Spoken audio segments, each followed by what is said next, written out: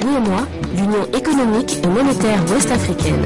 L'UEMOA, 8 pays, un destin commun, un espace économique harmonisé, ouvert et concurrentiel.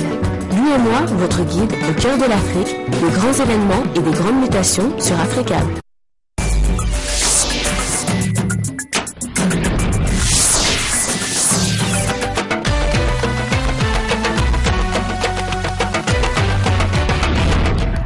Mesdames et messieurs, merci d'être sur Africable Télévision et bienvenue dans Afrique Soir, une édition principalement consacrée à la situation au Mali, avec notamment la reprise de Djabali par les forces maliennes, accompagnées des soldats français qui continuent à se déployer dans le pays. Et l'actualité internationale a été marquée par l'investiture du président américain ce lundi à Washington. Barack Obama a prêté serment pour son second mandat et s'est montré fort optimiste quant à l'avenir des États-Unis. Et nous débutons donc ce journal au Mali, Djabali et Douentza, deux localités du centre du pays qui étaient sous le contrôle des djihadistes. L'armée malienne et les soldats français ont fait leur entrée dans ces villes. Et parallèlement, l'opération Serval en est à son 11e jour. Plus de 2000 soldats français sont en train de se déployer et progressent vers le nord du pays. Jour après jour, les troupes françaises avancent. Aux dernières nouvelles, elles sont entrées dans Djabali. Djabali, 350 km au nord de Bamako. La ville, qui avait été reprise par les islamistes, est désormais désertée. Les Français y seraient entrés sans résistance. L'armée malienne, depuis le début, est en avant, reconquiert le terrain avec notre appui. Et nous, derrière, nous sommes là pour l'aider, pour consolider les bases et les postes qu'elle a conquis pour que l'ennemi ne puisse pas y revenir. Les Français avaient quitté très tôt ce matin la ville de Niono, juste en dessous de Djabali, transformée en base militaire française depuis plusieurs jours. Une présence française rassurante, le commerce, interrompu lors des premiers bombardements, y a repris doucement ses droits. Pourtant, la population reste inquiète. Les islamistes, chassés par les troupes françaises et maliennes, pourraient bien réapparaître et se mélanger à la population locale. Ici, on n'a pas l'habitude de voir des turbans. C'est surtout au nord qu'ils en portent, mais c'est moins le cas dans le sud. Et donc, quand on voit quelqu'un avec un turban, on croit que c'est un djihadiste. L'objectif français est désormais de continuer la progression vers le nord.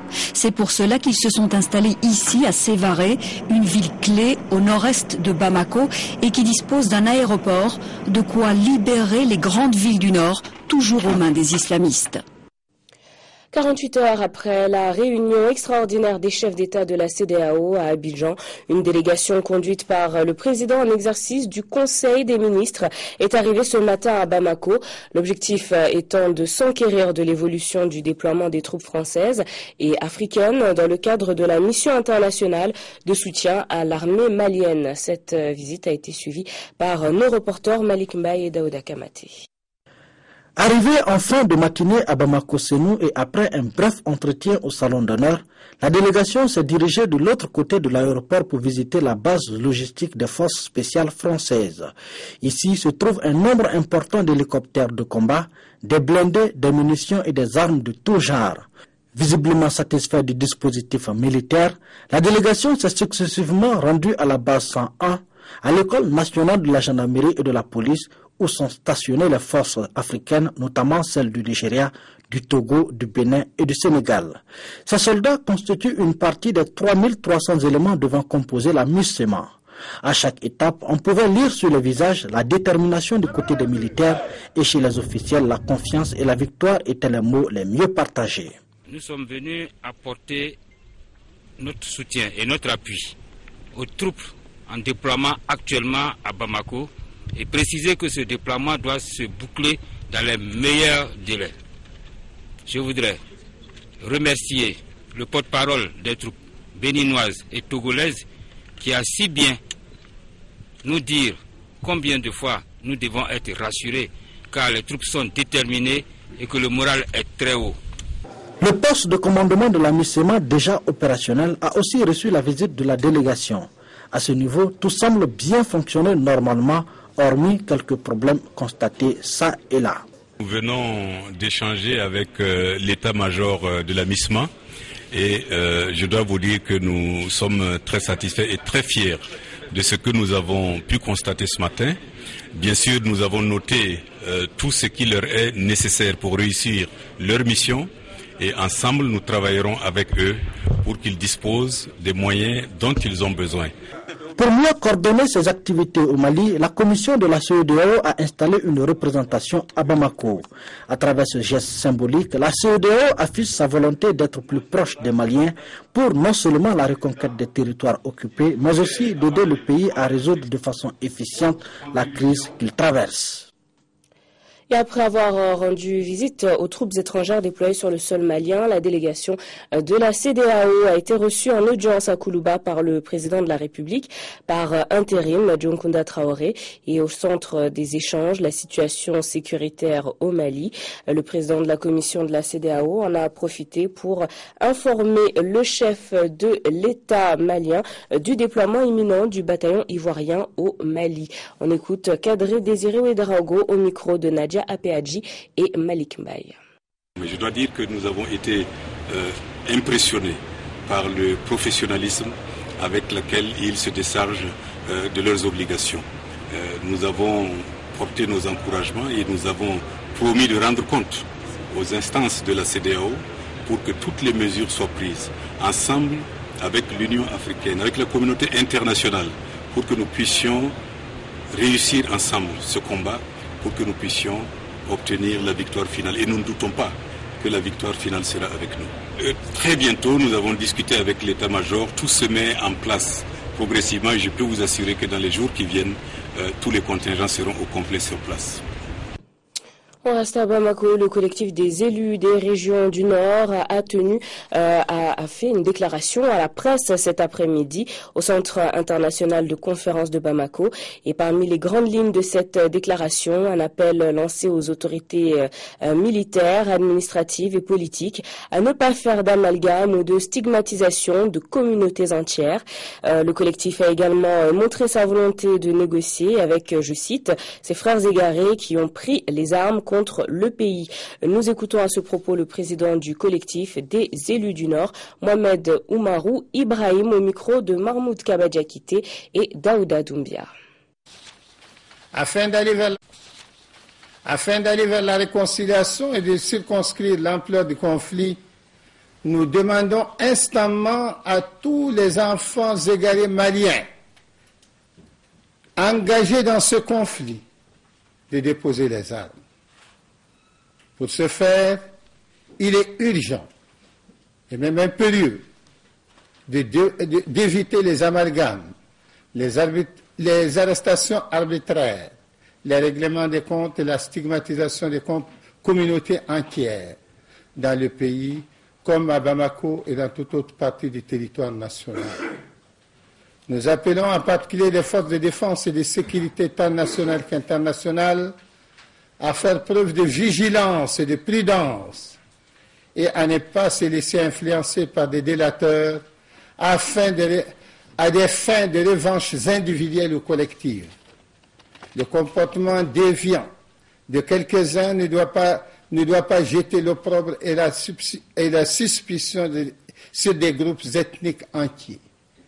Quels que soient les griefs des uns ou des autres, il ne saurait être acceptable que des individus ou des groupes d'individus se rendent justice.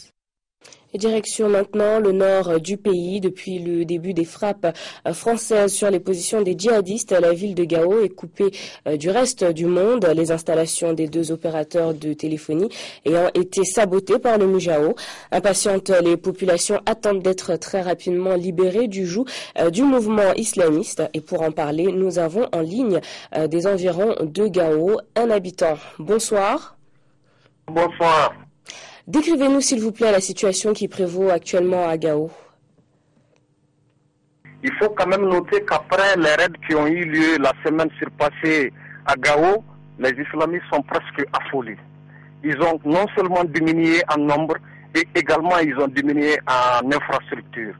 C'est une situation qui a bouleversé totalement les islamistes qui se trouvent présentement à Gao. Raison pour laquelle ils ont non seulement déconnecté le réseau Malitel, également le réseau Orange également.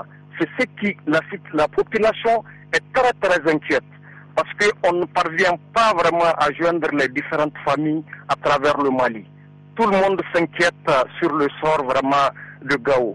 Présentement, tous les lieux qui étaient détenus par les islamistes sont totalement abandonnés. Ils dorment sous des arbres souvent et tantôt ils sont mélangés entre les hommes au niveau des marchés, dans les ruelles, ainsi de suite. C'est-à-dire qu'ils n'habitent plus les lieux habituels. Voilà ce qu'on peut retracer un peu sur la situation de Gao. Merci beaucoup pour votre témoignage. Merci à moi de vous remercier.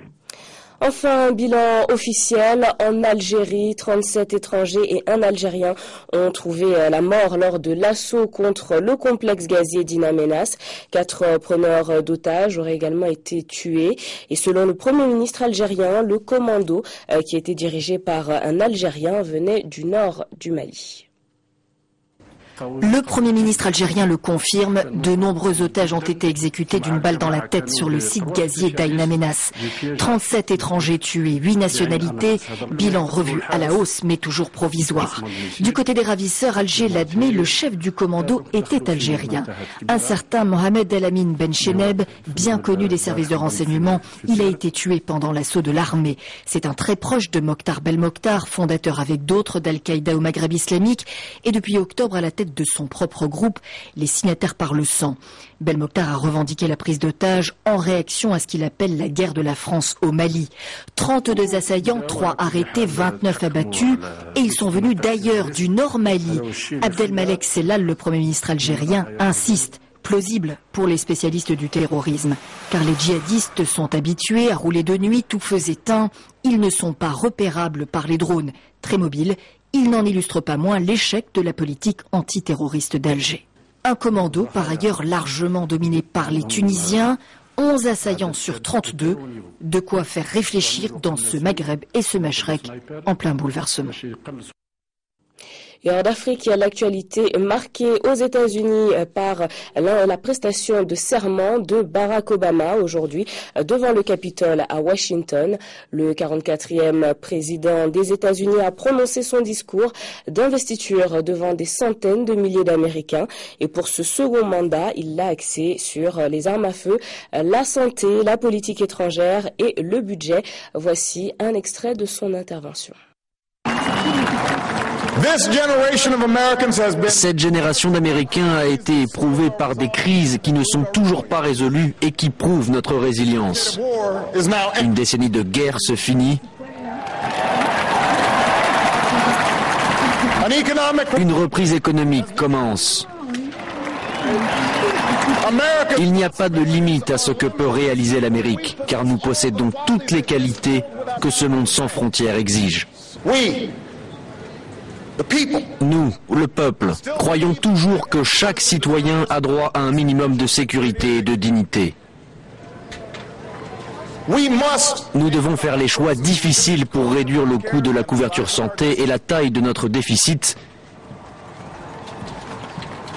Mais nous rejetons l'idée que l'Amérique doit choisir entre s'occuper des générations qui ont construit ce pays et investir pour les générations qui construiront son futur.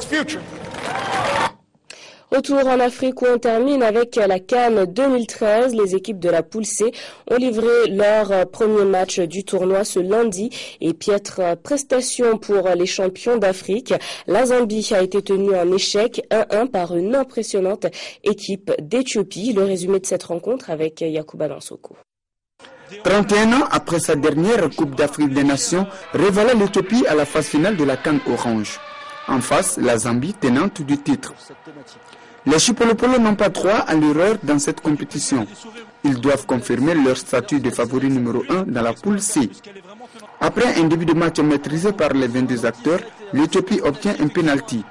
Le gardien zambien Moïse stoppe le tir de Chalaïdine. 10 minutes plus tard, Chichamba s'échappe de la défense éthiopienne. L'attaquant zambien est descendu par Gemal Tassiou. Malgré un petit cinéma, le portier éthiopien est expulsé. C'est le premier carton rouge de la compétition. Avec le nouveau gardien, Tadele, l'Éthiopie va désormais évoluer en infériorité numérique. Une situation bien saisie par les champions d'Afrique qui vont ouvrir le score dans le temps additionnel de la première période. Mi-temps, 1-0 pour la Zambie. Au retour de la pause, les Éthiopiens reviennent avec un nouveau dispositif basé sur le football offensif. Paris gagnant car ils vont égaliser à la 64e minute par le capitaine Adan Girma. Ce but va galvaniser les supporters du pays de Haile Gebrselassie. Les Éthiopiens sont désormais premiers sur toutes les balles. Ils ne lâchent rien et arrivent même à paniquer la défense zambienne jusqu'au coup de sifflet final. Avec ce résultat d'un but partout, la Zambie est désormais sous pression. Et le match qui opposait le Nigeria au Burkina vient de s'achever sur le même score, 1-1. Le résumé de cette rencontre demain dans Afrique Midi à partir de 12h. Voilà, c'est tout pour Afrique Soir. Merci à vous de nous avoir suivis. Merci de votre fidélité à notre chaîne et à bientôt.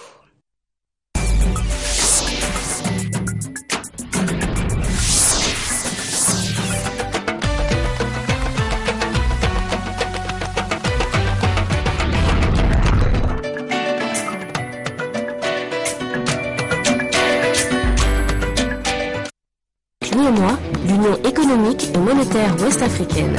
L'UEMOA, 8 pays, un destin commun, un espace économique harmonisé, ouvert et concurrentiel. L'UEMOA, votre guide au cœur de l'Afrique, des grands événements et des grandes mutations sur Africa.